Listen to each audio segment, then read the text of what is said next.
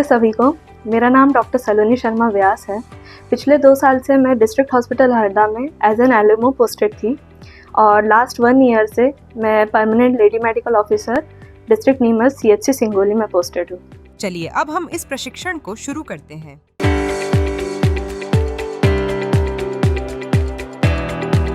आज हमारा एम है कि हम बायोमेडिकल वेस्ट मैनेजमेंट के बारे में पढ़ेंगे।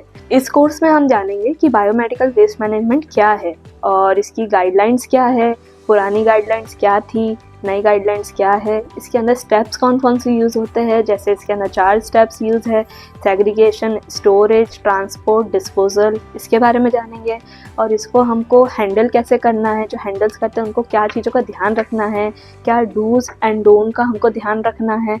इसके बारे में हम आज पूरा टॉपिक के बारे में जानेंगे। Biomedical waste management biomedical waste, परिचय, इलाज और वैक्सीनेशन के दौरान उत्पन्न कचरे को सुरक्षित रूप से निपटाना आवश्यक है। 4 प्रमुख अनुसूचियां वेस्ट का वर्गीकरण, ट्रीटमेंट मानक, जिम्मेदारियां और लेबलिंग 4 शेड्यूल्स के तहत तय हैं। स्रोत, श्रेणियां और प्रबंधन वेस्ट मुख्यतः हॉस्पिटल से उत्पन्न होता है और यह नॉन हैजर्डस व हैजर्डस 2 श्रेणियों में बंटा होता है। बायोमेडिकल वेस्ट प्रबंधन के चरण वेस्ट का सही सेग्रीगेशन, संग्रहण, परिवहन और निपटान 4 मुख्य चरण हैं। अलगाव, सेग्रीगेशन, वेस्ट को येलो, रेड, व्हाइट और ब्लू रंगों के बैग्स में वर्गीकृत किया जाता है। संग्रहण और भंडारण, कलेक्शन एंड स्टोरेज, वेस्ट को उसी स्थान पर सीमित समय तक रखा जाना चाहिए जहां वह उत्पन्न होता है। परिवहन, ट्रांसपोर्टेशन, वेस्ट का ट्रांसपोर्ट ढके कंटेनर में होना चाहिए और ऑपरेटर को पीपीई पहनना अनिवार्य है। उपचार और निपटान, ट्रीटमेंट एंड डिस्पोजल, वेस्ट के ट्रीटमेंट के लिए केमिकल, थर्मल, मैकेनिकल, इरिडिएशन व इनर्टाइजेशन तकनीकें अपनाई जाती हैं। सुरक्षित प्रबंधन के जरूरी पहलू: वेस्ट मिक्स नहीं होना चाहिए, कंटेनर लेबल्ड और हैंडलिंग पीपीई के साथ होनी चाहिए।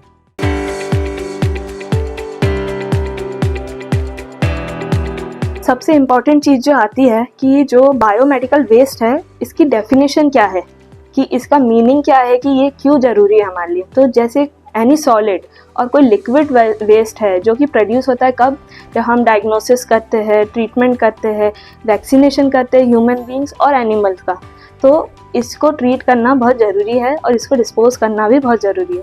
तो बायोमेडिकल वेस्ट जो है ये इसके 2 प्रिंसिपल से वर्क करता है, एक तो इन्फेक्टिविटी एंड टॉक्सिसिटी।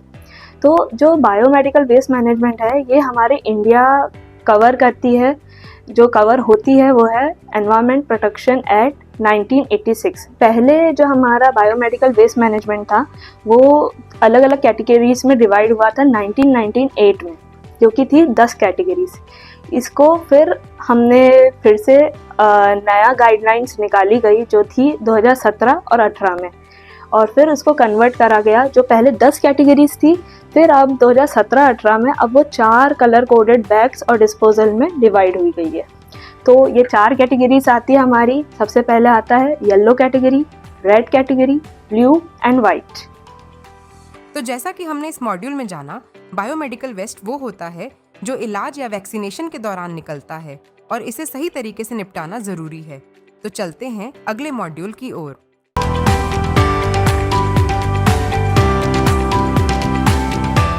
नाउ हम आगे देखेंगे कि जो एवरी हॉस्पिटल है इसको किस तरीके से ये जो वेस्ट मैनेजमेंट को हैंडल करना है, क्योंकि सबसे ज़्यादा जो इन्फेक्शन जिस चीज़ से हो सकता है वो हॉस्पिटल हैंडलिंग और हॉस्पिटल से ही हो सकता है। तो इसके अंदर हम 4 चीज़ें देखते हैं। सबसे पहले हम देखेंगे कि इसको सेग्रीगेशन कैसे करना है। सेकेंड हम देखेंगे कलेक्शन और स्टोरेज कैसे करना है। थर्ड वेरी इंपॉर्टेंट ट्रांसपोर्टेशन कैसे करना है। फोर्थ ट्रीटमेंट एंड डिस्पोजल कैसे करना है। जो इसका लाइसेंस है ये ऑब्टेन होता है state population control board as to handle the infected waste. अब हमारी मेजर सोर्सेज जो आते हैं हेल्थ केयर वेस्ट का, वो आते हैं हमारे 6 चीज़ें आती है। सबसे पहले हम पहली चीज़ देखेंगे कि जो हॉस्पिटल्स है और अदर हेल्थ फैसिलिटीज़ है वो क्या करते हैं। फिर लेबोरेटरीज और रिसर्च सेंटर से होता है, मॉर्चुरी और ऑटोप्सी सेंटर से होता है, animal research and testing laboratory से होता है, ब्लड बैंक्स है, कलेक्शन सर्विसेज है, nursing homes for the elderly, ये सब से होता है। और अब मैं आपको आगे बताने वाली हूँ कि जो बायोमेडिकल वेस्ट है ये एक्चुअली 2 कैटेगरीज में डिवाइड होता है। पहला आता है नॉन हजार्जियस, सेकंड आता है हजार्डियस वेस्ट।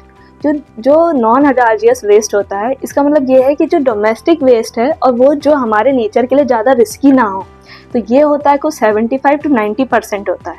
और सेकंड कैटेगरी जो आती है हजार्डियस वेस्ट, वो होता है जो इन्फेक्शियस होता है, जैसे इन्फेक्शियस है, पैथोलॉजिकल है, फार्माक्यूटिकल है, जेनोटॉक्सिक है, केमिकल वेस्ट है। ये सबसे ज़्यादा हाई इन्फेक्शियस चीज़ है जो कवर करता है 10 to 25%। ठीक है, इसके अंदर हमारे हैवी मेटल्स भी आ जाते हैं, रेडियो एक्टिव वेस्ट भी आ जाते हैं जो हम रेडियोथेरेपी में करते हैं। तो ये दो कैटेगरीज को याद रखना है। अब आता है कि जो हमने 10 कैटेगरीज के बारे में बात करा था अर्लियर, जो मैंने बताया कि जो रूल्स निकले थे 1998 में, उसके अंदर 10 कैटेगरीज अपनी कवर हो रही थी। हमने देखा कि बायोमेडिकल वेस्ट हॉस्पिटल से निकलता है और इसे सेग्रीगेशन, स्टोरेज, ट्रांसपोर्ट और डिस्पोजल के 4 चरणों में संभाला जाता है। यह 2 प्रकार का होता है, नॉन हैजर्डस और हैजर्डस। पहले इसे 10 कैटेगरी में बांटा गया था। अब बढ़ते हैं बायोमेडिकल वेस्ट प्रबंधन के चरण।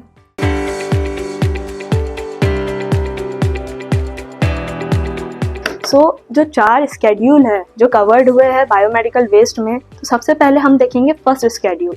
उसके अंदर हमने क्या करा था, कैटेगराइजेशन करा था, सेग्रीगेशन करा, प्रोसेसिंग करा, ट्रीटमेंट एंड डिस्पोजल। और स्केड्यूल 2 में हम देखेंगे कि जो स्टैंडर्ड है ट्रीटमेंट और डिस्पोजल के, और थर्ड में हम देखेंगे जो अथॉरिटीज़ है और ड्यूटीज़ है, और फोर्थ में देखेंगे कि जो बायोमेडिकल वेस्ट बैग्स है उसको लेबलिंग कैसे करना है, उसको किस कंटेनर्स में रखना है। और ये सब जो कवर करता है, ये आता है हमारा ministry of environment, forest and climate change की। ये 3 चीज़ें कवर करती है, ministry of forest, climate change.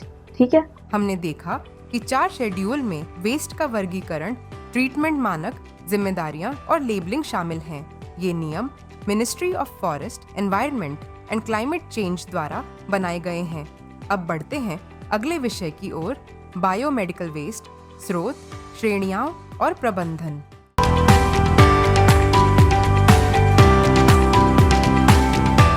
Now हम आगे देखेंगे कि जो एवरी हॉस्पिटल है इसको किस तरीके से ये जो वेस्ट मैनेजमेंट को हैंडल करना है, क्योंकि सबसे ज़्यादा जो इन्फेक्शन जिस चीज़ से हो सकता है वो हॉस्पिटल हैंडलिंग और हॉस्पिटल से ही हो सकता है। तो इसके अंदर हम 4 चीज़ें देखते हैं। सबसे पहले हम देखेंगे कि इसको सेग्रीगेशन कैसे करना है, सेकेंड हम देखेंगे कलेक्शन और स्टोरेज कैसे करना है, थर्ड वेरी इंपॉर्टेंट ट्रांसपोर्टेशन कैसे करना है, फोर्थ ट्रीटमेंट एंड डिस्पोजल कैसे करना है। जो इसका लाइसेंस है ये ऑब्टेन होता है state population control board as to handle the infected waste. अब हमारी मेजर सोर्सेज जो आते हैं हेल्थ केयर वेस्ट का, वो आते हैं हमारे 6 चीज़ें आती है। सबसे पहले हम पहली चीज़ देखेंगे कि जो हॉस्पिटल्स है और अदर हेल्थ फैसिलिटीज़ है वो क्या करते हैं। फिर लेबोरेटरीज और रिसर्च सेंटर से होता है, मॉर्चुरी और ऑटोप्सी सेंटर से होता है, animal research and testing laboratory से होता है, ब्लड बैंक्स है, कलेक्शन सर्विसेज है, nursing homes for the elderly, ये सब से होता है। और अब मैं आपको आगे बताने वाली हूँ कि जो बायोमेडिकल वेस्ट है ये एक्चुअली 2 कैटेगरीज में डिवाइड होता है। पहला आता है नॉन हजार्डियस, सेकेंड आता है हजार्डियस वेस्ट। जो नॉन हजार्डियस वेस्ट होता है, इसका मतलब ये है कि जो डोमेस्टिक वेस्ट है और वो जो हमारे नेचर के लिए ज़्यादा रिस्की ना हो, तो ये होता है कुछ 75 to 90% होता है। और सेकेंड कैटेगरी जो आती है हजार्डियस वेस्ट, वो होता है जो इन्फेक्शियस होता है, जैसे इन्फेक्शियस है, पैथोलॉजिकल है, फार्माक्यूटिकल है, जेनोटॉक्सिक है, केमिकल वेस्ट है। ये सबसे ज़्यादा हाई इन्फेक्शियस चीज़ है जो कवर करता है 10 to 25%। ठीक है, इसके अंदर हमारे हैवी मेटल्स भी आ जाते हैं, रेडियो एक्टिव वेस्ट भी आ जाते हैं जो हम रेडियोथेरेपी में करते हैं। तो ये 2 कैटेगरीज को याद रखना है। अब आता है कि जो हमने 10 कैटेगरीज के बारे में बात करा था अर्लियर, जो मैंने बताया कि जो रूल्स निकले थे 1998 में, उसके अंदर 10 कैटेगरीज अपनी कवर हो रही थी। हमने देखा कि बायोमेडिकल वेस्ट हॉस्पिटल से निकलता है और इसे सेग्रीगेशन, स्टोरेज, ट्रांसपोर्ट और डिस्पोजल के 4 चरणों में संभाला जाता है। यह 2 प्रकार का होता है, नॉन हैजर्डस और हैजर्डस। पहले इसे 10 कैटेगरी में बांटा गया था। अब बढ़ते हैं बायोमेडिकल वेस्ट प्रबंधन के चरण।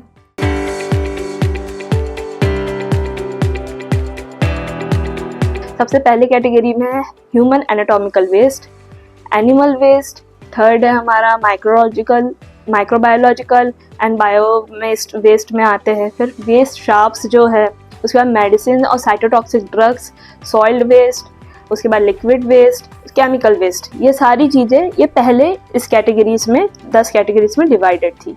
अब हम देखेंगे कि 4 वेस्ट मैनेजमेंट स्टेप्स कौन सी होती है जो सबसे ज़्यादा इंपॉर्टेंट है। पहली स्टेप आती है जो हमारी, वो होती है सेग्रीगेशन। सेकेंड स्टेप जो आती है कलेक्शन एंड स्टोरेज। थर्ड जो स्टेप आती है वो होती है ट्रांसपोर्टेशन एंड फोर्थ होती है treatment and disposal.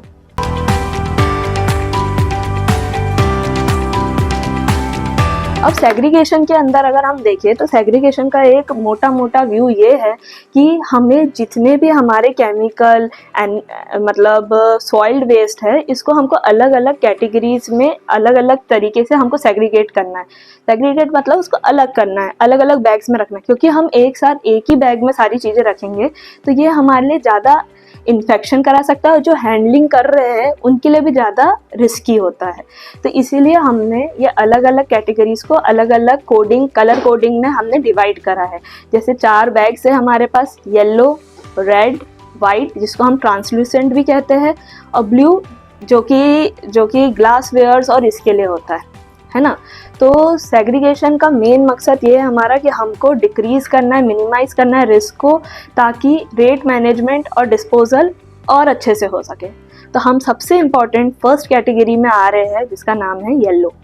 Yellow category में ये है कि इसके अंदर हमें सारी चीज़ें कवर करनी है जो कि सॉइल्ड हो, और इसके अंदर ये रहता है कि ये नॉन रिसाइक्लेबल वेस्ट होता है। ठीक है, तो इसके अंदर हम देखेंगे जैसे एनिमल वेस्ट हो गया, एनाटॉमिकल वेस्ट हो गया, बॉडी पार्ट्स जो होते हैं, डिलीवरी के दौरान जो प्लेसेंटा निकलता है, या हम पीओपी का यूज़ करते हैं प्लास्टर्स के लिए, कॉटन वेस्ट होते हैं, ड्रेसिंग मटेरियल्स होते हैं, और फेस मास्क जो कोविड के टाइम में आपने देखा होगा कि पीपीई किट्स पहना करते थे। ठीक है, तो पीपीई किट्स का भी डिस्पोजल का अपनी एक टेक्निक है। तो इसको हम कैसे देखेंगे कि जैसे येलो बैग में डिस्पोज हो रहा था फेस मास्क, कैप, और येलो में हम cytotoxic drugs, expired discarded medicine, microbiological, biotechnological waste, ये सारी चीज़ें, सॉइल्ड वेस्ट जो सॉइल्ड अपना बेडिंग्स लेडिंग्स होते हैं, ये सब भी येलो में ही जाता है। ठीक है, अब हमारा नेक्स्ट आता है रेड। रेड का मतलब है कि इसके अंदर हम प्लास्टिक और रिसाइक्लेबल वेस्ट को डालते हैं। ठीक है, जैसे अगर आप देखेंगे सिरिंजेस विदाउट निडल, मतलब जो उसका पीछे का प्लास्टिक का पार्ट है वो इसमें जाएगा, लेकिन अगर सिरिंज विथ निडल है तो वो जाएगा शार्प्स में जो कि वाइट में है, वो अपन आगे देखेंगे। फिर उसके बाद आईवी सेट है वो रेड बैग में जाएगा, कैथेटर्स जो है वो रेड बैग में जाएगा, जैसे फॉलीज कैथेटर हो रहे हैं, यूरिन बैग है, डायलिसिस किट है, ग्लव्स है। ग्लव्स का इसके अंदर रेड बैग में एक बहुत इंपॉर्टेंट चीज़ है कि जैसे मैंने आपको बताया कि येलो बैग के अंदर हम सारी सॉइल्ड चीज़ें डालते हैं। सॉइल्ड चीज़ों का मतलब है कि जिसके अंदर ब्लड लगा हो, इन्फेक्टेड सिक्रीशंस हो, ये सारी चीज़ें हो, तो वो जो जाता है येलो में जाता है। लेकिन इसके अंदर एक एक्सेप्शन है कि जो रेड वाला बैग है इसके अंदर ग्लव्स चाहे वो सॉइल्ड हो या अनसॉइल्ड हो, ये रेड में ही जाएगा। ठीक है, ये बहुत इंपॉर्टेंट क्राइटेरिया है। उसके बाद में हम देखेंगे कि जो वाइट होता है, वाइट बैग होता है ट्रांसल्यूसेंट बैग, इसके अंदर हम क्या डालते हैं, शार्प्स। तो शार्प्स में आते हैं अपने निडल्स, स्कार्पल्स, ब्लेड्स, उसके बाद सिरिंजेस विथ फिक्स निडल्स, और आजकल एक चीज़ और करी गई है, जैसे आजकल हब कटर्स आते हैं। तो अगर जो अटैच सिरिंज और अपनी निडल्स आती है जो हमारे गवर्नमेंट हॉस्पिटल में सबसे ज़्यादा मिलती है, तो उसके अंदर जो निडल है उसको हम हब कटर के थ्रू कट करके और जो प्लास्टिक वाला पार्ट है वो रेड वाले बैग में डाल सकते हैं। ठीक है, नेक्स्ट आता है अपना ब्लू बैग। ब्लू बैग के अंदर हमारे आते हैं ग्लास वेयर्स आते हैं और मेटल इम्प्लांट्स आते हैं। तो ग्लास वेयर्स में क्या क्या आते हैं, ब्रोकन जो ग्लास होते हैं, अपने एम्प्यूल्स होते हैं, लैब स्लाइड्स होती है, ये सब हमारे ब्लू बैग में जाते हैं। और जो मेटल इम्प्लांट्स है जैसे nails, metallic body implants, scissors, pacemakers जो हम कार्डियक अरेस्ट वाले पेशेंट्स में या जिनमें यूज़ करते हैं, ये सारी चीज़ें ब्लू बैग में आती है। ब्लू बैग के अंदर एक एक्सेप्शन है कि हमें ब्लू बैग वाले जितने भी चीज़ें हैं उसको सबसे पहले हमको प्री ट्रीट करना पड़ता है। हम प्री ट्रीट करते हैं उसे विथ 1% सोडियम हाइपोक्लोराइड से। ये ट्रीट करना बहुत ज़रूरी है, उसके बाद ही इसको डिस्पोज करना है। तो ये हमने 4 कैटेगरीज देखी जो बहुत इंपॉर्टेंट है, जो हमको हमेशा अच्छे से ध्यान रखना है कि हमें क्या चीज़ किस चीज़ में सेग्रीगेट करना है, किस चीज़ में डिस्पोज करना है। एक और एक्सेप्शन मैं बताना चाहूँगी कि अपन ने ये तो देख ही लिया है कि जो पॉलिस कैटेटर होता है, यूरिन बैग होता है, वो हम रेड बैग में डालते हैं, लेकिन जो ब्लड बैग्स होते हैं वो काहे में डिस्पोज करते हैं? ब्लड बैग्स जो होते हैं वो एक्चुअली हम येलो बैग में डिस्पोज करते हैं। क्यों? क्योंकि जो ब्लड बैग होते हैं ये एक्चुअली प्लास्टिक से बने हुए नहीं होते हैं, तो हम रेड में नहीं डाल सकते इसको। वो जो बने होते हैं उसका मटेरियल जो यूज़ होता है वो होता है हमारा PVC, ठीक है, पॉलीविनाइल क्लोराइड। ये जो मटेरियल होता है ये हम ब्लड बैग्स के लिए इसलिए यूज़ करते हैं क्योंकि ये स्ट्रॉन्ग होते हैं, फ्लेक्सिबल होते हैं, प्लस इसके अंदर जो हमको थोड़ा सा उसके अंदर टेम्परेचर चाहिए होता है, जो हम ब्लड ट्रांसफ्यूज करते हैं वो बैलेंस कर सकता है। तो इसीलिए एक्सेप्शन है कि जो ब्लड बैग्स होते हैं वो हम येलो बैग कंटेनर में हम डिस्पोज करते हैं। और आपने एक चीज़ और देखी होगी स्लाइड में कि हमने देखा है कि येलो और रेड बैग के अंदर ही पॉलीथीन बैग्स यूज़ हो रहे हैं। क्यों? क्योंकि जो वाइट और ब्लू कलर है उसके अंदर निडल्स और शार्प्स होते हैं जो कि पॉलीथीन को मतलब जो कि कट कर सकते हैं, और जो हैंडल कर रहा है उनके लिए ये चीज़ बहुत ज़्यादा रिस्की हो सकती है ना। तो इसीलिए ये 4 कैटेगरीज थी जिसके हमने ब्रीफली देख लिया है कि क्या क्या चीज़ें कवर करता है। बहुत इंपॉर्टेंट चीज़ है, इसको आप जितना अच्छे से याद कर लेंगे उतना हैंडलिंग के लिए आपके लिए अच्छा रहेगा। अब हम कुछ और देख सकते हैं कि जैसे मैंने ये 4 कैटेगरीज यहाँ पर डिवाइड करी है, जैसे रेड कैटेगरी, ब्लू और वाइट। तो क्या क्या चीज़ें इसके अंदर है, जैसे मैंने आगे बता ही दिया था आपको, पॉलिस कैटेटर है, यूरोसैक बैग है, IV बॉटल है, ट्रिप सेट है, हैवी जो ड्यूटी रबर ग्लव्स है, सर्जिकल एंड नॉन सर्जिकल, ये दोनों जो भी बने हैं। और मैंने एक चीज़ और बताई थी कि सॉइल्ड ग्लव्स हमेशा, चाहे वो सॉइल्ड हो अनसॉइल्ड हो, वो काय में आएंगे? रेड बैग में आएंगे। उसके बाद में जो सिरिंज है विदाउट निडल वो इसमें जाएगी। वैक्यूटेनस मतलब जो हमारे ये ब्लड सैंपल लेते हैं वो, राइल्स ट्यूब, ये सारी चीज़ें आती है हमारी रेड बैग में। इसके बाद में ब्लू में आती है अपना broken glass, broken ampoules, empty vial, metallic body implants, screws, plates, ये सब ब्लू में। और ब्लू बैग में एक चीज़ और ध्यान रखनी है, जैसे हमारे पास कुछ एम्प्यूल्स होते हैं, अगर उस एम्प्यूल्स में हमारे पास साइटोटॉक्सिक ड्रग्स हो तो वो फिर काय में जाएगी? इसमें आप एक्सेप्शन है। आपको क्वेश्चन को या इस चीज़ को मतलब प्रैक्टिकली ध्यान से देखना है कि भाई सिर्फ ब्रोकन ग्लास है और उसके अंदर साइटोटॉक्सिक ड्रग है, इसका मतलब ये नहीं कि आप ब्लू में डिस्पोज कर दोगे, नहीं। अगर उसके अंदर साइटोटॉक्सिक ड्रग है तो हमें उसको येलो बैग में डिस्पोज करना पड़ेगा। तो हमें इस चीज़ को बहुत ध्यान से एक एक चीज़ को देख के फिर डिस्पोज करना है। ओके, ना आते हैं हम थर्ड कैटेगरी जो कि वाइट कैटेगरी थी। उसके अंदर स्कारपल्स है, ब्लेड है, सूचर नीडल जो हमारी होती है, कैटगट और हम जो यूज़ करते हैं, ये सारी चीज़ें वाइट में जाती है। फिर सिरिंज विथ फिक्स नीडल्स ये भी जाएगी। और मैंने एक चीज़ और बताया था कि आजकल हब कटर्स का यूज़ हो रहा है, ठीक है। Lumbar puncture needles with syringe, ये सारी चीज़ें जाएगी हमारी वाइट कैटेगरी में। हमने जाना कि वेस्ट को रंग कोडेड बैग्स में बांटना जरूरी है। येलो में सॉइल्ड आइटम्स, रेड में रिसाइक्लेबल प्लास्टिक्स, व्हाइट में शार्प्स और ब्लू में ग्लास व इम्प्लांट्स। इससे संक्रमण का खतरा कम होता है। अब समझते हैं संग्रहण और भंडारण, कलेक्शन एंड स्टोरेज।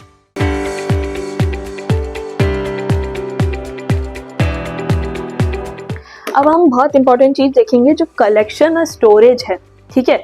तो कलेक्शन स्टोरेज के अंदर मेन चीज़ें ये होती है हमारी कि हम इसको करना कैसे चाहिए और किस तरीके से करना चाहिए। तो जैसे जो कंटेनर्स होते हैं और जो बिन्स होते हैं, हमको उसको राइट प्लेस और राइट लोकेशन में रखना चाहिए ताकि हम 100% जो कलेक्शन है उसको अचीव कर पाए। ज़रूरी नहीं है कि आप अगर यहाँ पर, जैसे सपोज़ करो कि मेरा क्लिनिक, मेरा OPD यहाँ है, मैं यहाँ पर कर रही हूँ चीज़ें, लेकिन जो हमारा ये बिन है, ये बैग्स है, ये कहीं कोई दूसरे ही रूम में रखे हुए, तो वहाँ पर कैसे कलेक्शन हो पाएगा। तो आप ये कोशिश करिए कि जो जहाँ आप ज़्यादा कर रहे हैं यूज़, वहाँ पर ये बैग्स की लोकेशन लगी रहे ताकि हम 100% जो अचीव करना चाहते हैं कि सारे जो सेग्रीगेट हो पाए, वेस्ट कलेक्ट हो पाए, वो वहाँ ही हो पाए। अब जो ये बीन्स और बैग होते हैं ना, इनको अपन होल्ड करते हैं बायोहजार्ड सिंबल्स के थ्रू। तो अगर आप स्क्रीन पे अभी देखेंगे कि 2 चीज़ें हमें दिख रही है, एक है सिंबल साइटोटॉक्सिक ड्रग का, एक है बायोहजार्ड का। तो जब हम इस तरीके से इसको सेग्रीगेट करेंगे, बैग्स को रखेंगे, तो उस बैग्स के ऊपर ये सिंबल का रहना बहुत ज़रूरी है, ताकि जो लोग हैंडल कर रहे हैं इस चीज़ को, जहाँ से वो लेके जा रहे हैं, तो लोगों को पता हो कि हाँ भाई ये साइटोटॉक्सिक है, बायोहैजार्डियस है, ये हमारे लिए रिस्की हो सकता है हैंडल करने के लिए, तो ये चीज़ का ध्यान रखना है। अब अगर हम इसके अंदर कलेक्शन की बात करें तो स्पेसिफिक कंटेनर्स और स्टोर करना है हमें प्रॉपर प्लेस में, जो मैंने आगे आपको बताया ही है। अब इसके अंदर स्टोरेज जो होता है ना, ये 8 से 10 घंटे से ज़्यादा जो बड़े अस्पताल होते हैं वहाँ पर 8 से 10 घंटे से ज़्यादा नहीं रख सकते हैं, ठीक है। तो इसके अंदर जो कंटेन करता है, जैसे 250 बेडेड है और 24 आवर्स के लिए अगर नर्सिंग होम में रखे हैं, तो इसके लिए प्रॉपर डिस्पोजेबल व्हीकल्स आते हैं, तो वहाँ पर हमको इस चीज़ को डिस्पोज कर देना है। 24 आवर्स से ज़्यादा हमको नहीं रखना है, ठीक है। अब जो पर्पस है लेबलिंग का is to trace the waste at the source, storage spot must be clear with a warning sign, जो मैंने आपको बताया था कि ताकि हम हैंडल करें तो ये साइंस का होना उसके ऊपर बहुत ज़्यादा ज़रूरी है, ताकि जो हैंडलर्स है इनके लिए ये बहुत ज़्यादा मतलब पता रहे कि हमारे लिए रिस्की है।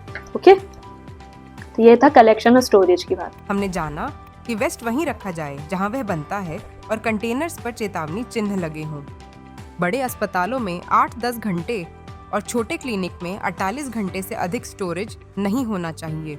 अब बढ़ते हैं अगले चरण की ओर, परिवहन, ट्रांसपोर्टेशन।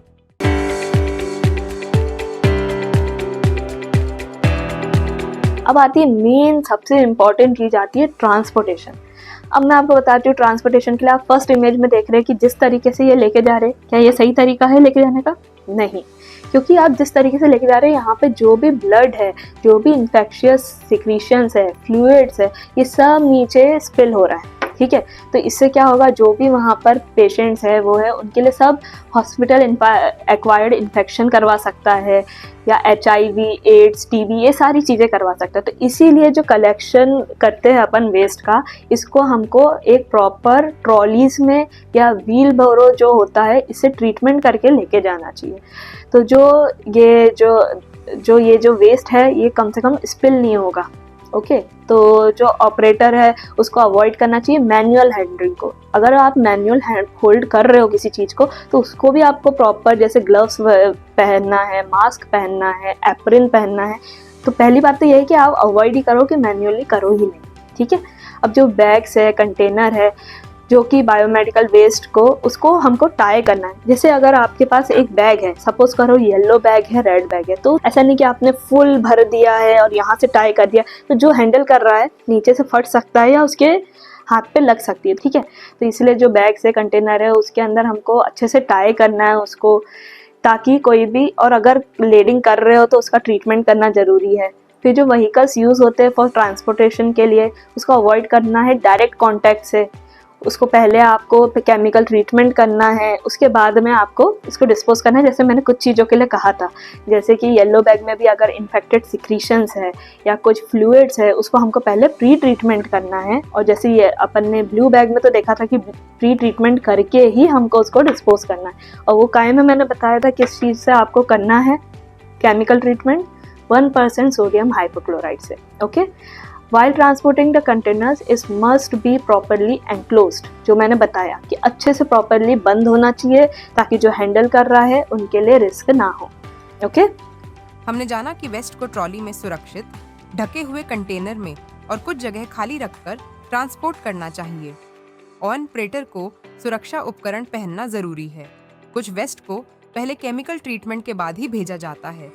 अब बढ़ते हैं उपचार और निपटान, ट्रीटमेंट एंड डिस्पोजल।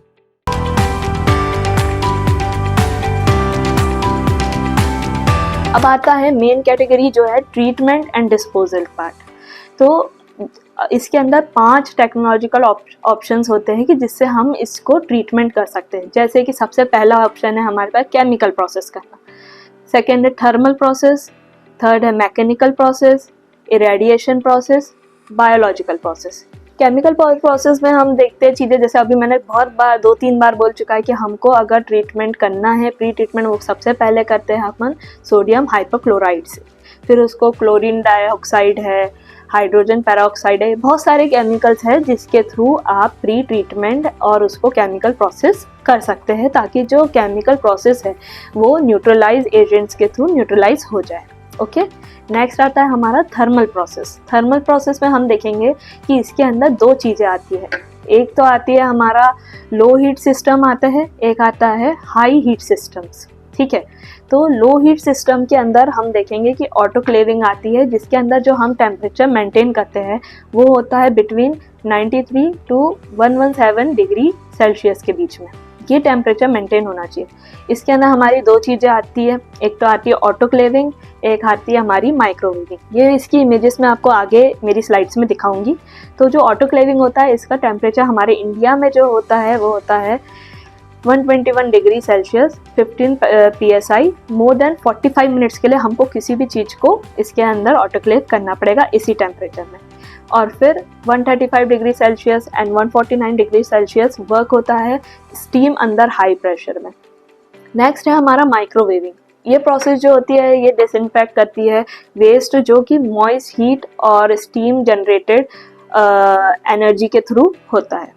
नेक्स्ट आता है हमारा जो कि है high heat system. High heat system का मतलब है कि इसके अंदर जो हमारी हीट होगी वो हाई होगी और इसके अंदर ऑक्सीडेशन की भी चीज़ यूज़ होती है, जैसे इंसिनरेटर। ये जो यूज़ होता है, जैसे हमारी जो येलो कलर के बैग्स की जितनी चीज़ें आती है, human anatomical waste, chemical waste, cytotoxic waste, ये सब इंसिनरेटर के थ्रू होती है। क्योंकि इंसिनरेटर में क्या होता है, इसके अंदर high energy, high heat system होता है और ऑक्सीडेशन होता है, ताकि हम जो भी उसके वेस्ट है उसको हम ऑक्सीडाइज कर पाते हैं। और एक होता है हाइड्रोक्लेविंग। थर्ड होता है हमारा मैकेनिकल प्रोसेस। इसके अंदर हम दो फॉर्म में कर सकते हैं, एक तो होता है कॉम्पैक्शन, एक श्रेडिंग। कॉम्पैक्शन के अंदर हम क्या करते हैं कि जो वेस्ट का वॉल्यूम होता है उसको हम रेड्यूस कर देते हैं, ठीक है, उसे हम कहते हैं कॉम्पैक्शन।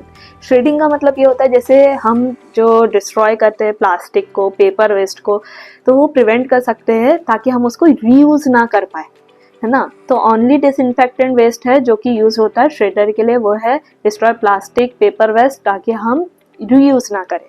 ओके, नाउ फोर्थ है इरेडिएशन प्रोसेस।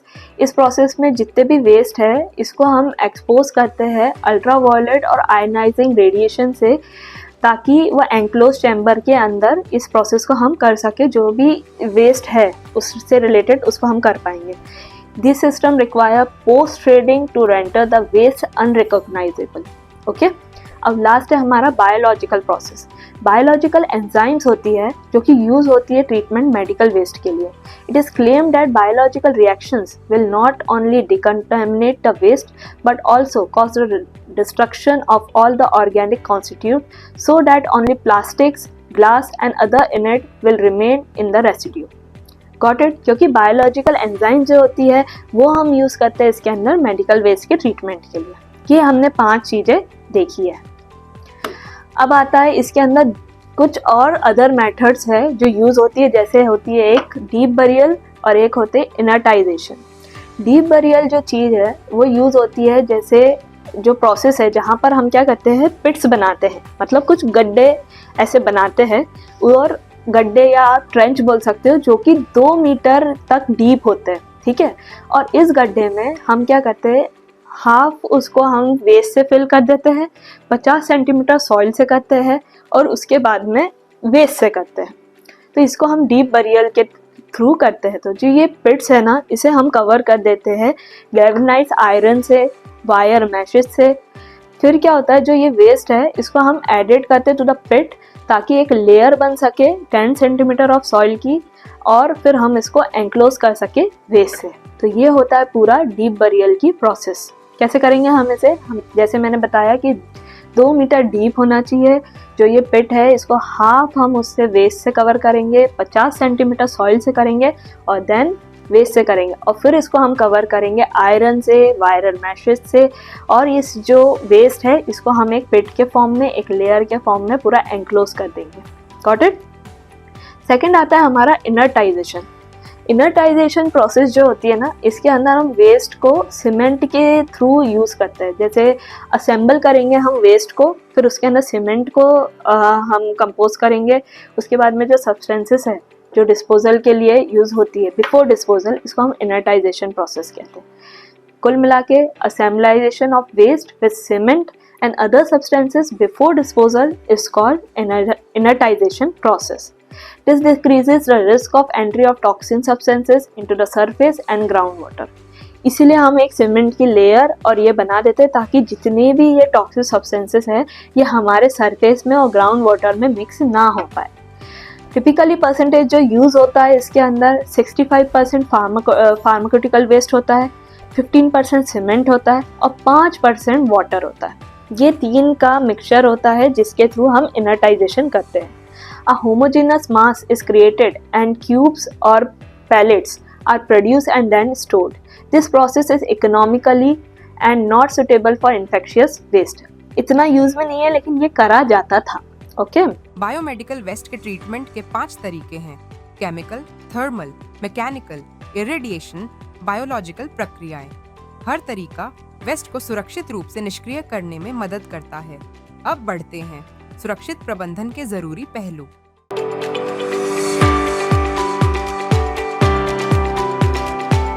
अब मैंने आपको बताया था कि ऑटोक्लेव और इंसिनेरेटर दिखता कैसे। तो आप जो सबसे पहले ऊपर वाली इमेज देखेंगे वो है हमारा ऑटोक्लेव, ठीक है, और सेकंड वाला है इंसिनेरेटर जो हम येलो बैग्स में यूज़ करते हैं उसको प्री ट्रीटमेंट करने के लिए, ठीक है।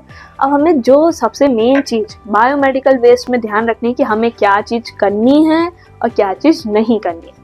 तो पहली चीज़ जो हमें करनी चाहिए वो हमेशा ये करना है कि हमेशा जितने भी वेस्ट है उसको कवर्ड बिन्स में हमको कलेक्ट करना है। सेकंड आता है जो मैंने आपको आगे भी बताया है कि जितने भी बिन्स है जो बैग्स है उसको हमको सिर्फ 3/4 लेवल तक कवर करना है, पूरा ऊपर तक कवर नहीं करना है, क्योंकि हो सकता है आप भरते गए और वो एक पॉइंट आने पर बिल्कुल टीयर हो सकता है और जो हैंडल कर रहे हो उनको कोई भी निडल प्रिक इंजरी हो सकती है, कोई भी रिस्की चीज़ हो सकती है, तो उस चीज़ का ध्यान रखना है। थर्ड है कि clean beans regularly with soap and water, हमेशा ये करना है। उसके बाद जो चीज़ें हमको करनी है और वो ये है कि हमेशा कैरी करना है ट्रांसपोर्ट जो वेस्ट कर रहे हैं हम उसको हमेशा क्लोज कंटेनर्स में करना है, उसको सोर्स करना है generation with final disposal, like while carrying waste from the outstretch session to the sub centers and from the sub centers to the primary health center, carry waste in a closed container. और जो नहीं करना है वो है कि वो बता ही दिया है मैंने कि बिल्कुल ओवरफिल नहीं करना है, मिक्स नहीं करना है इन्फेक्शियस और नॉन इन्फेक्शियस वेस्ट को सेम बिन में, ये नहीं करना है। तभी तो हमने सेग्रीगेट करा है येलो, रेड, ब्लू और वाइट बैग्स को। और कभी भी स्टोर नहीं करना है हमें कोई भी बायोमेडिकल वेस्ट बियॉन्ड 48 आवर्स, है ना। लास्ट मैंने आपको यही बताया था कि 24 आवर्स तक आप स्टोर कर सकते हैं, चाहे वो नर्सिंग होम्स हो, कहीं भी हो, बड़े हॉस्पिटल्स हो, लेकिन बियॉन्ड 48 आवर्स तक नहीं करना है। और क्या चीज़ों का हमको ध्यान रखना है जो हमको नहीं करना है, सबसे पहले वो देख लेते हैं कि हमें जो ट्रांसपोर्ट कर रहे हैं हम वेस्ट को उसको ओपन कंटेनर्स बैग्स में नहीं करना है, क्योंकि अगर आप उसमें करेंगे तो वो स्पिल हो सकता है और स्प्रेड कर सकता है बहुत सारे इन्फेक्शंस को। और जो चीज़ नहीं करनी है वो है कि never transport waste with sterile equipments, sterile equipment से हमको नहीं करना है उसको, ठीक है। तो ये है हमारा डू एंड डोंट्स जो हमें इस बायोमेडिकल वेस्ट मैनेजमेंट में ध्यान रखना है, बहुत अच्छे से ध्यान रखना है, ठीक है। अब आप देखिएगा कि यहाँ पर जैसे आप देख रहे हैं जो हैंडलर्स है जो हैंडल कर रहे हैं उनने प्रॉपर तरीके से मास्क पहना है, हेड कैप पहनी है, ग्लव्स पहने हैं, गॉगल्स पहने हैं, उसके बाद मास्क पहना है, शूज़ पहनना है, ये सब पहन के ही हमें ये सब चीज़ों को हैंडल करना है, ताकि इससे क्या होगा आप इन्फेक्शन और रिस्क से बचेंगे, HIV, एड्स, TB इस तरीके की चीज़ों से बचेंगे। प्रॉपर इस तरीके से पूरा आपको PPE पहन के ही हमको हैंडल करना है। और आप देख रहे होंगे ऊपर जो ट्रॉलीज है, ये ट्रॉलीज से हैंडल करना बहुत अच्छा है मैनुअल हैंडलिंग से अच्छा, तो क्योंकि इसके अंदर आप पूरा के पूरा अच्छे से सारे जो हमारे बैग्स है बायोमेडिकल वेस्ट उसको ट्रैवल कर सकते हैं। अब आप कोने में देखेंगे एंड में एक व्हीकल है, अब आप ये व्हीकल को देखेंगे कि ये ट्रांसपोर्टेशन है जो बायोमेडिकल वेस्ट का, जो सेग्रीगेटेड बायोमेडिकल वेस्ट है इसको जनरेट करते हैं, हेल्थ केयर फैसिलिटीज़ करती है और इसके अंदर रिक्वायर होता है ट्रांसपोर्टेड इन क्लोज व्हीकल। आप देखेंगे जो पीछे का जो जहाँ पर पूरा हैंडलर कर रहे हैं जितने भी अपने वेस्ट है वो एक क्लोज कंटेनर में लेके जा रहे हैं, ठीक है। और इसके अंदर आपने देखा है सामने सिंबल लगा हुआ है, बायो हजार्ड लेबल लगा है, ताकि जो भी कॉन्टैक्ट है उसको ये सब डिटेल, जो ऑपरेटर है जो इसको लेके जा रहे हैं उसको ये डिटेल्स पता हो। और इसके अंदर जो साइट है वो common biomedical waste treatment facilities provide करती है। तो ये इस तरीके से ये पूरा वेस्ट मैनेजमेंट ट्रांसपोर्ट किया जाता है। ओके अब इस लेक्चर में जो मैं एक चीज़ और ऐड करना चाहूँगी वो ये है कि जैसे सपोज करो जैसे हम हॉस्पिटल में रह रहे हैं, हम हॉस्पिटल में हैं और कभी कभार कोई हैंडलर कर रहा है, कुछ हो गया और फ्लोर पे जो हमारा ब्लड है वो स्पिल हो गया या कोई इन्फेक्टेड सिक्रीशन है वो स्पिल हो गया, तो हम क्या करेंगे उसके अंदर, सबसे पहले आपको वहाँ पर उस एरिया को मतलब ऐसे कर देना है कि यहाँ कोई आ ना पाए, किसी के पैर ना पड़ जाए। तो एक वो हम जो लगा देते हैं ना प्रिकॉशन वाला कि इसके आगे कोई ना आए, वो कर दो। उसके बाद जो ये क्लीन कर रहे हैं, जैसे हमारे जो 4th ग्रेड वर्कर्स होते हैं जो इसको हैंडल करते हैं, जो क्लीन कर रहे हैं, उनको क्या करना है, सबसे पहले आना है, ग्लव्स पहनना है अपना, ग्लव्स पहनने के बाद मास्क पहनना है, मास्क पहनने के बाद में हमें जो वो ब्लड स्पिल हुआ है उसके ऊपर हमें 1% सोडियम हाइपोक्लोराइड को फॉर 15 मिनट तक रखे रहने देना है। फिर आप एक मॉप लाइए जो क्लॉथ होता है उससे वो करके 15 मिनट के बाद उसको क्लीन करना है। इस तरीके से अगर कोई भी सिक्रीशन है, कोई भी ब्लड स्पिल हो रहा है, इसको इस तरीके से आपको प्री ट्रीटमेंट करने के बाद ही करना है। ऐसा नहीं कि रफली बिना ग्लव्स पहने वगैरह आपने पोंछ दिया, ये कर दिया, उससे कुछ नहीं होगा। और इसकी वैसे भी क्लीनिंग की तो स्टेप्स है, वो स्टेप्स आप लोग को पता ही है कि किस तरीके से हमें क्लीन करना होता है हॉस्पिटल प्रेमाइसेस को, हॉस्पिटल सरफेसेस को। तो ये बहुत इंपॉर्टेंट चीज़ है। वेस्ट ट्रांसपोर्ट क्लोज कंटेनर में हो, ओवरफिल न हो और बायोहैजर्ड चिन्ह लगा हो। मिक्स वेस्ट या ओपन बॉक्स से ले जाना मना है। हैंडलर्स को पीपीई पहनना जरूरी है।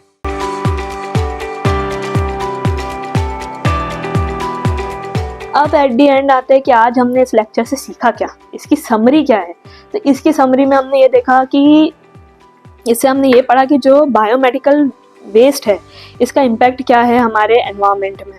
उसके बाद में जो क्लासिफिकेशन है बायोमेडिकल वेस्ट का और उसकी अलग अलग लेवल ऑफ टॉक्सिसिटी का वो हमने देखा। हमने 4 चीज़ें देखी कि इसको हमको सेग्रीगेट कैसे करना है, कलेक्शन कैसे करना है, स्टोरेज कैसे करना है, ट्रांसपोर्ट कैसे करना है, ये चीज़ें देखी। उसके बाद में हमने देखा कि वेरियस डिस्पोजेबल मेथड और ट्रीटमेंट टेक्निक्स हमने देखा, जैसे हमने ऑटोक्लेविंग देखी, वो इनर्टाइजेशन देखा, डीप बरियल होता है, केमिकल ट्रीटमेंट है, हमने ये सारी चीज़ें इसके अंदर देखी। और इसको किस तरीके से करना है, जैसे मैंने आपको बताया कि 4 बैग्स है, yellow bag, red bag, white bag, translucent भी बोलते हैं उसे, ब्लू बैग। और इन चारों में से जो एक है जिसको हमको प्री ट्रीटमेंट करना है वो कौन सा बैग है, ब्लू बैग, जिसको हम 1% सोडियम हाइपोक्लोराइड से ट्रीट करते हैं, जिसके अंदर इम्प्लांट्स है, ग्लासवेयर्स है। इसको अब मैं इसको कंक्लूड इस तरीके से करूँगी, आपको जो बायोमेडिकल वेस्ट मैनेजमेंट की गाइडलाइंस को थरोली फॉलो करना है, उसके बाद में खुद को और सबको डिसीज फ्री रखना है। ठीक है, आई होप कि आपको ये लेक्चर बहुत काम आया होगा और बहुत हेल्पफुल होगा और मैंने इसको बहुत इजी वे में समझाने की कोशिश करी है आपको। तो इस लेक्चर के अंत में अब एक असेसमेंट टेस्ट होगा आपका, जिसके अंदर कुछ 10-15 क्वेश्चंस होंगे और इस असेसमेंट को करने के बाद में अगर आपका ये टेस्ट अच्छे से हो गया तो आप एक सर्टिफिकेट जनरेट करने के योग्य हो जाएंगे, जिससे आपको ये भी पता चलेगा कि आपने ये इस लेक्चर को अच्छे से सुना और ये कितना बेनिफिशियल रहा आपके लिए। तो ये हेल्पफुल रहेगा आपके लिए और एक सर्टिफिकेट मिलेगा, तो वो हमारे लिए एक अचीवमेंट ऑफ विक्ट्री का एक वो मतलब बोल सकते हैं कि आधार है, तो उसको हम कर सकेंगे। बाकी आई होप कि लेक्चर आप लोग के लिए बहुत हेल्पफुल रहा हो और बहुत बेनिफिशियल रहा हो। Thank you so much.